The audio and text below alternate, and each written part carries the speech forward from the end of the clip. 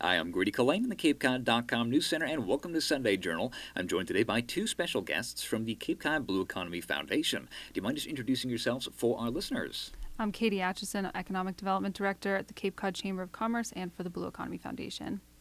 My name is Yoana Dokleva, and I'm interning at the Cape Cod Chamber of Commerce, and I go to Cape Cod Academy. All right, awesome. Thank you both for joining me for this conversation today. We really appreciate it. Thanks for having us. Thanks for having us. So, just starting with you, Katy, we wanted to learn a little bit more about the Blue Economy Initiative, essentially, kind of like what that is for people who aren't plugged in. Just a quick overview. Great. Yeah. So the Cape Cod Chamber and the Cape Cod Blue Economy Foundation are sister organizations. The Blue Economy Foundation is focused on promoting economic growth through businesses related to water. That's where the blue part comes in. So all businesses on Cape Cod that are reliant or do best because of the water that's around us, and also with a focus on sustainability, both financially and with our environment and climate. Awesome. Yeah. So, as part of that as well, we are coming hot off the heels of a event that actually took place at the Cape Cod Community College that I'm an alumni, hello, as well. And I wanted to just ask a little bit more about kind of how that event went, engaging with the youth, some people from who are high schoolers, and I specifically want to talk with you, Yoana, because you were there. So, do you mind telling us a little bit more about how is this kind of starting to play into your education essentially? What was that event like?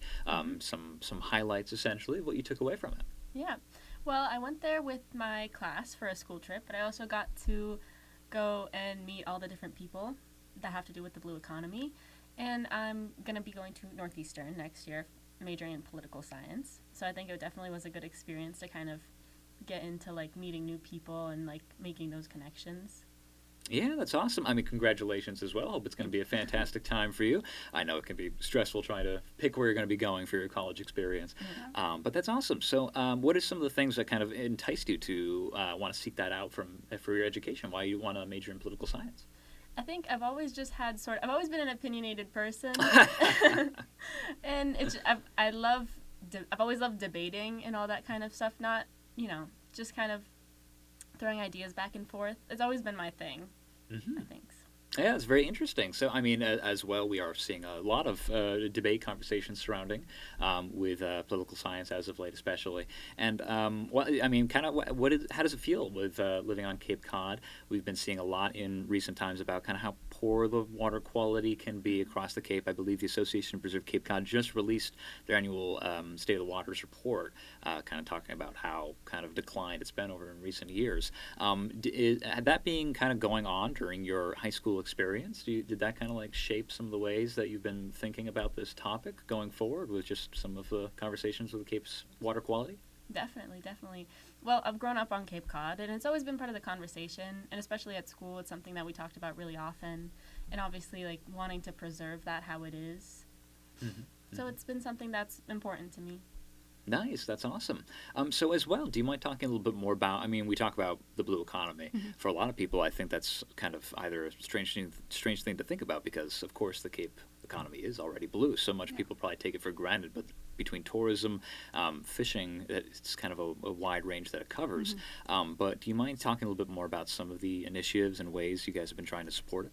Yeah, absolutely. So I think starting with Waterworks as being probably the most successful and sort of signature event that the foundation has held since its inception in 2017. Waterworks it's a career day fair. I call it an exploration because kind of like Yoana was explaining, it's putting you out there meeting tons of people. They're all businesses that are in some way connected to blue, to water. So we had some of our offshore wind partners there. We had Cape Cod bird watchers. We had whale watchers. We had some towns there, some folks from National Guard, all of these organizations, WHOI, obviously, NOAA, so some big organizations too that can be a little bit intimidating to try to get to know what they do, to kind of get to understand what kind of people work there. And so we built this event to bring young people together with all of these opportunities that exist on Cape Cod. Because when I was growing up on Cape Cod, I didn't know that I could learn to fly a plane and go spot whales. No one told me I could do that. So I get to be the person that gets to tell people that you can do that, which is really, really interesting and cool. There's not just one path, right? And for the folks that were at the event from the schools, some of them are like Yoana, they're ready to go to school. They've got a path set in front of them. Others might not know which way is up right now and don't know what they want to do, like I was at her age, right? So Yoana, you're like way ahead of us.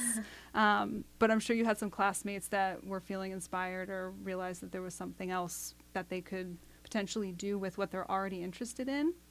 And heck, blue economy policy, when you're done with your degree, you come back, you start, okay, she'll be back. She can already see the opportunities growing on Cape Cod in terms of 10 years from now, when she can just come back and dominate the conversation surrounding septic systems and wastewater and everything else in between. Yep. Unfortunately, I will have to admit, this is the last time I'll be on Sunday Journal. Now that I know I too could fly a plane spotting whales. I didn't realize that was an option. Yeah. But no, in all seriousness, where is so it's not quite like a job fair. Right. It is different. So can you talk a little bit more about kind of what is like the more focus for the guests that are there talking about these industries? Yeah, I think for the students in particular, that exploration, that understanding the possibilities, for the exhibitors, for the businesses and the organizations that attend, I gotta say, someone brought a resume. So yeah, I know. So I know at least one business got a resume. But there are an incredible amount of volunteer, ambassador, advocate, and internship opportunities in all of these organizations. So someone might have picked up a summer job. I know that some of the businesses that were there in the past, even just last year, got some internships organized and brought to life because of interactions with students and feedback from students at the event. So it really is like the most epic business and high school networking event. And that's really what it boils down to. And that's why we call it a career day, because we're not requiring any of the businesses that come to have open job positions necessarily. We want them to be able to have conversations about what it took for them to get where they are. So the opening presentation, we actually had 3 young women from Vineyard Offshore talk about how they got to where they are and their sort of path, because they're not, like, one's in social marketing, one is in workforce, so it's not necessarily you have to be an engineer or a captain or, a helicopter pilot or whatever. You can be someone who's really good at office admin and still be involved in environmental and blue economy careers. So that's really the inspiration for it, is connecting all of those pieces and making sure that, as someone that's grown up on the Cape that's going to leave, we want you to come back, right? And that's really important, that you know that there's lots of options for you to come back to. It's really. I agree. I got a lot of business cards that day. You just have your Rolodex already formed before you can go from afterwards. I must admit. So when you were there, did some things kind of like jump out at you, or you're like, maybe second thoughts, or at the very least you're like, oh, that is really cool. I didn't know about that. Can you give examples? Yes, there was so many. I was really pleasantly surprised, because I've always liked science, but it's never been my thing as much as debating that kind of stuff. But I realized I talked to a few different organizations, and they were talking about how those two things can come together, and making those policies that have to do with the environment and stuff and things like that. And I thought that was really interesting. I think one of them was NOAA that organized, and they were talking about how those two things really do relate more than I thought they did. And I was really surprised at the amount, all the different kinds of organizations that were there, because I kind of went in thinking it's kind of probably going to be a few talking about environmental things, but there was boating, helicoptering, all that kind of stuff. So it was really pleasantly surprising. Mm-hmm. Yeah, it's very interesting, because the blue economy is such a wide net. Forgive the metaphor or the pun. Keep them going.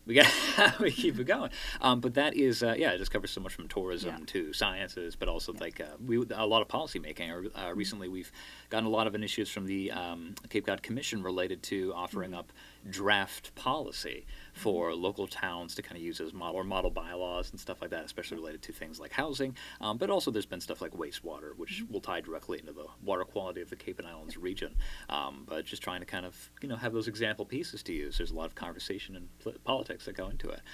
So look forward to having you back in 10 years' time, 15 years' time to see what the changes are that you've brought with us. We'll work on housing and childcare and all that stuff in the meantime so that we're ready for you when you're ready to come back.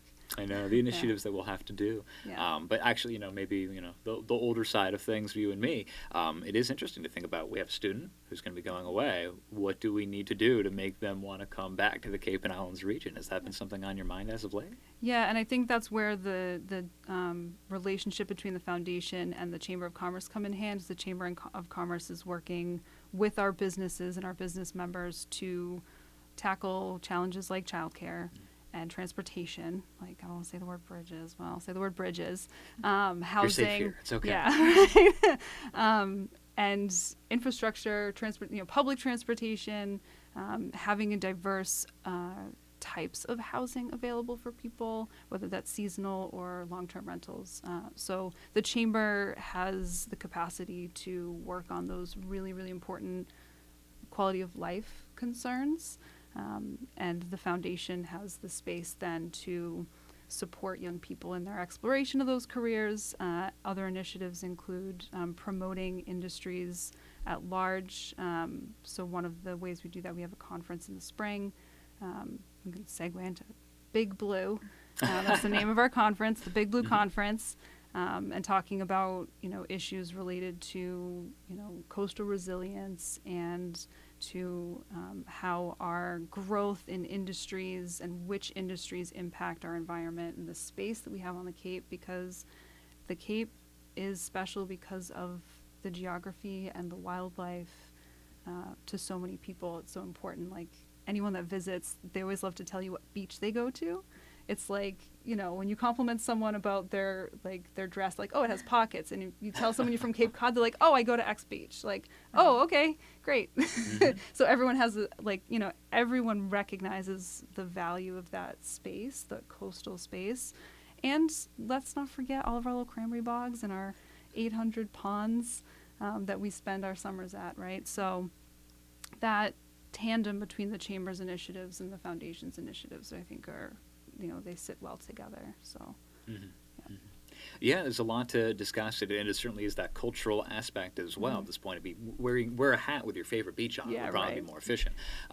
Locals do their exit numbers, their old exit numbers, right? I figure Always the old might as well take the segue while we're here quickly. Round table, favorite beach, go. What's the? That's a great question. I think Coast Guard Beach.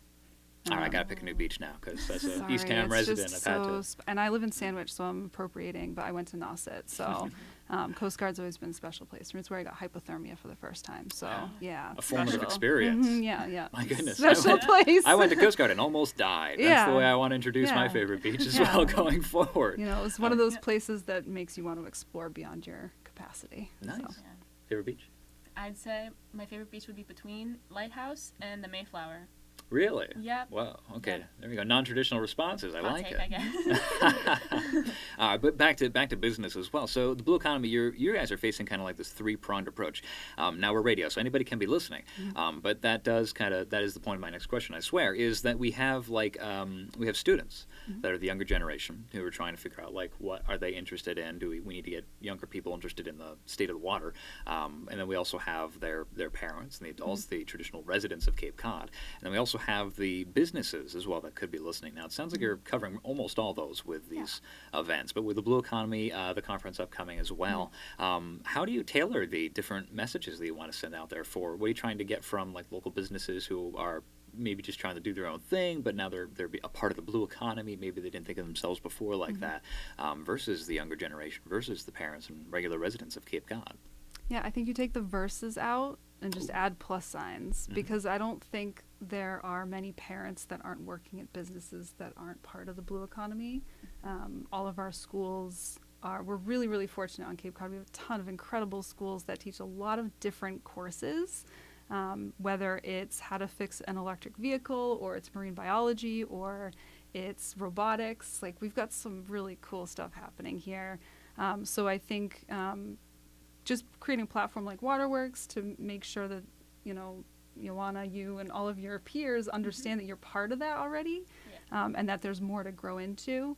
But I bet if you asked your parents what they did, you asked your parents, Grady, what they did when you're growing up, that in some capacity, whether it's directly or indirectly, they're associated with business that is here because of the water.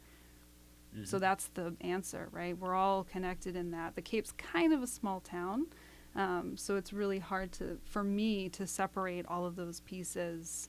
There might be some businesses that don't see themselves as blue, certainly, but they serve blue businesses. So you might have an insurance company and like, well, you can do insurance this way with businesses anywhere, but how many of those businesses that a Cape-based insurance company are serving are reliant on the water?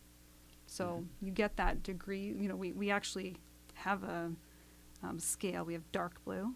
Oh, okay. Okay, which is, do you know these? Have we dug into this? Okay. This is a surprise quiz for you. This is a quiz. Dark blue. So if you think research, if you think marine technology, if you think Coast Guard, right? They're on the water, they're in the water, are all of our fishermen. They don't do business without the water. Then you have medium blue. So that's where tourism comes in, right? Because you can run a luxury hotel, but you're going to do a lot better if you're on the water, right? All of our little main streets are adorable, quaint, beautiful little main streets are in that medium blue because they're there because people are here for water, beachside weddings and things like that. And then the light blue, so they're insurance companies, they're the bus companies, they're all of our, infrastructure resources, our municipalities that are all working to support all of those medium and dark blue businesses. I am noticing that I can't think of anything that wouldn't be encompassed by that spectrum for Cape Cod traditional businesses. I even wanted to say I guess an ice cream shop. No, but that would also be on a Main Street mom and pop sort of thing. Yep. So very interesting. Yeah. They had a lot of different ways to engage with everybody, not just like Hui building their submersibles and stuff, but also the various infrastructure surrounding the Hyannis Main Street Business Improvement District, what they cover as well. Exactly. So that is so interesting. But so as well, the engaging the youth. I mean, I definitely wanted to make that a main topic as well. How have there been conversations? Like, how do you change the way you kind of do you gear the messaging any different? Is it any different at all? But how do you reach out to people who are interested students? Or how do we do that? Get your hooks in. How do we do that? Waterworks. Waterworks. And I mean, it's always, as somebody who's a student on the Cape, it's always a conversation. Like, I am taking marine bio right now, so maybe it's especially something that we've been talking about. But it's especially at the conference. I was kind of surrounded by everybody had an interest that had to do with the blue economy. So I got to talk to some new people too and kind of see what they were interested in, what they were kind of looking for at this conference.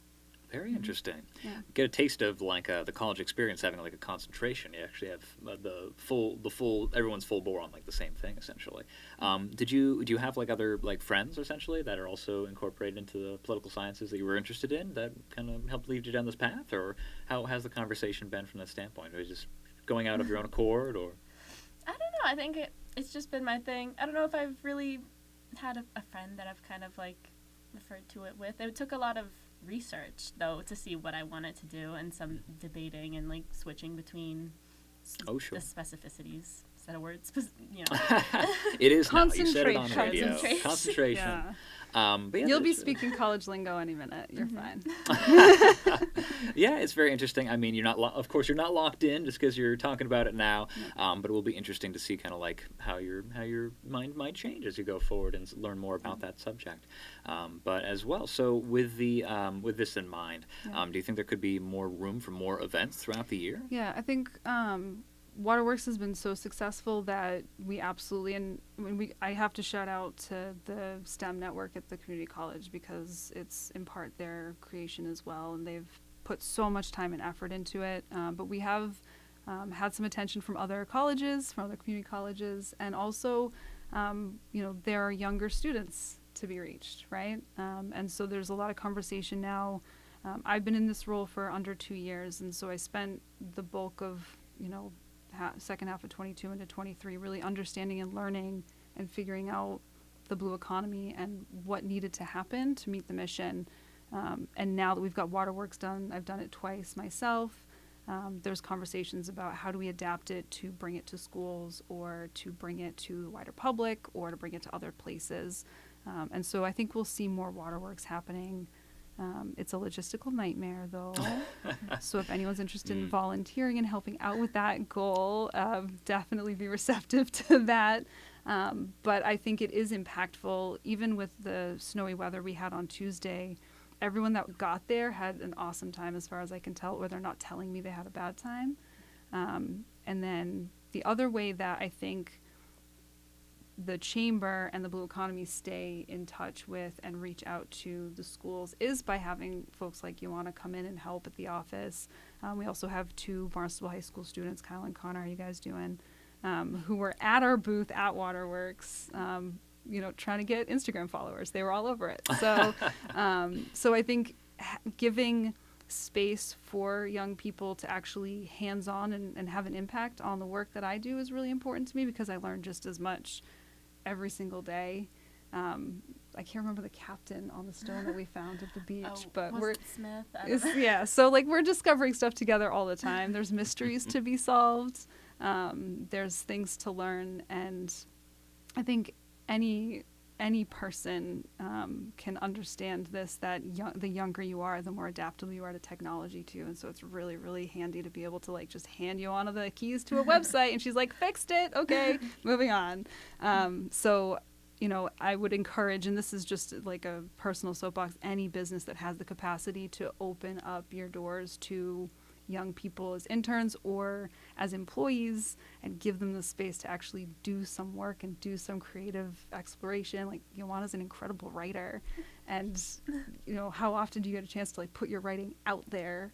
And so I would encourage anyone that has that capacity to actually do that and to give space to young people, because then that's how we reach each other, right? It's bridging the generation gaps and whatever. So yeah. Yeah, very interesting. Yoana, just want to throw it out there, capecod.com. We do accept op-eds. If you're ever interested in doing a little piece, I'll make sure we can work something out. But that is very interesting as well. So just to see if you're going to double down or not, do you think that the only way to make Cape Cod that more year-round, sustainable, friendly to the younger generation is to try and incorporate their voice more? Do we have to let them have that space to kind of run Cape Cod in the capacity even while they're still young?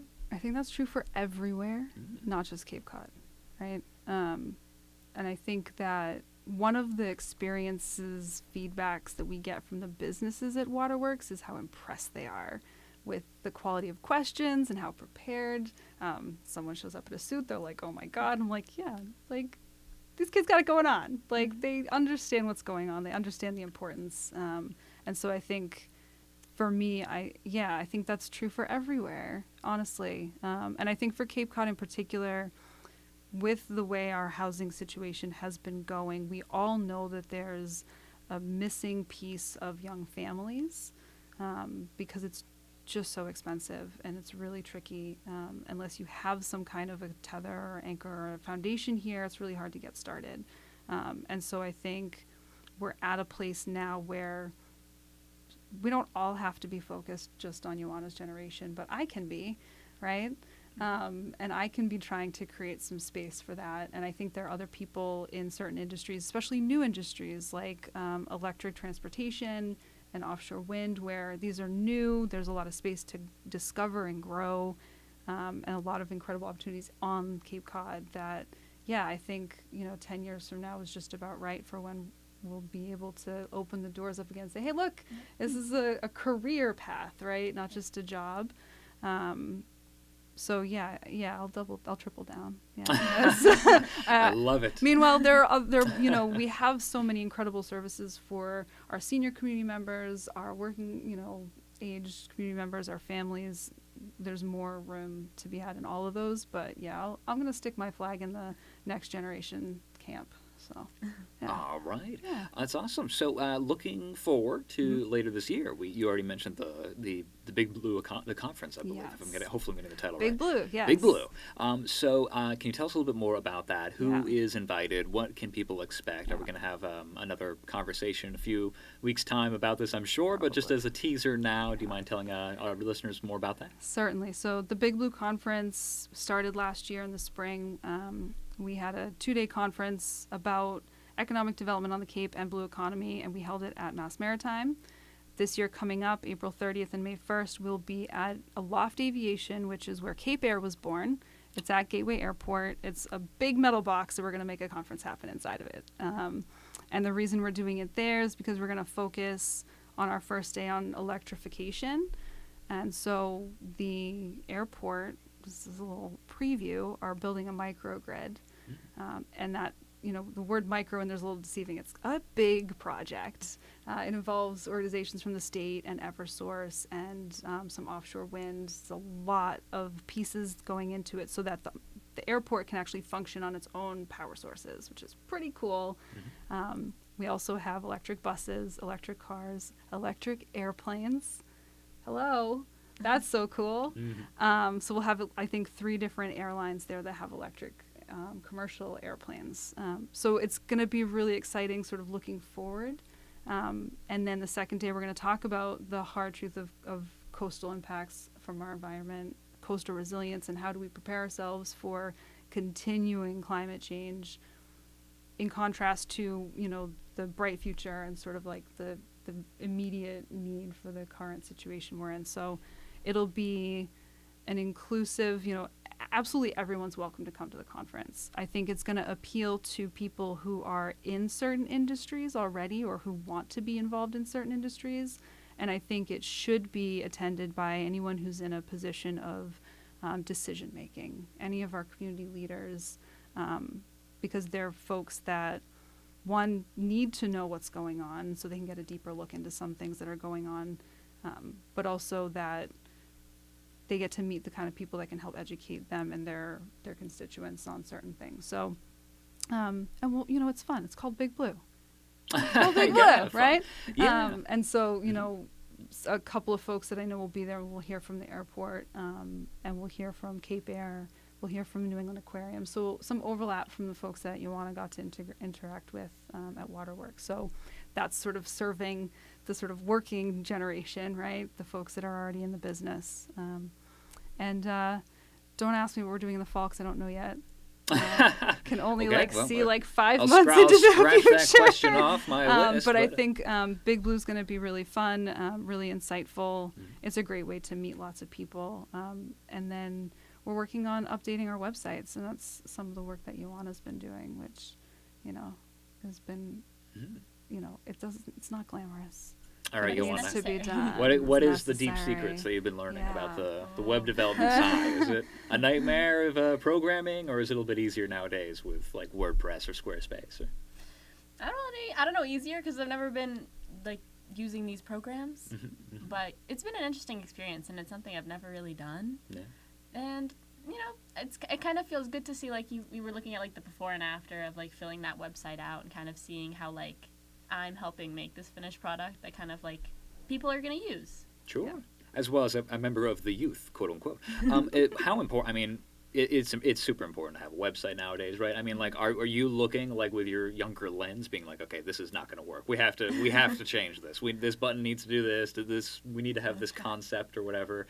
Were there some kind of key checkoff things where I need to have these 3 things, or else this website I'm never going to visit personally, and no one else would either.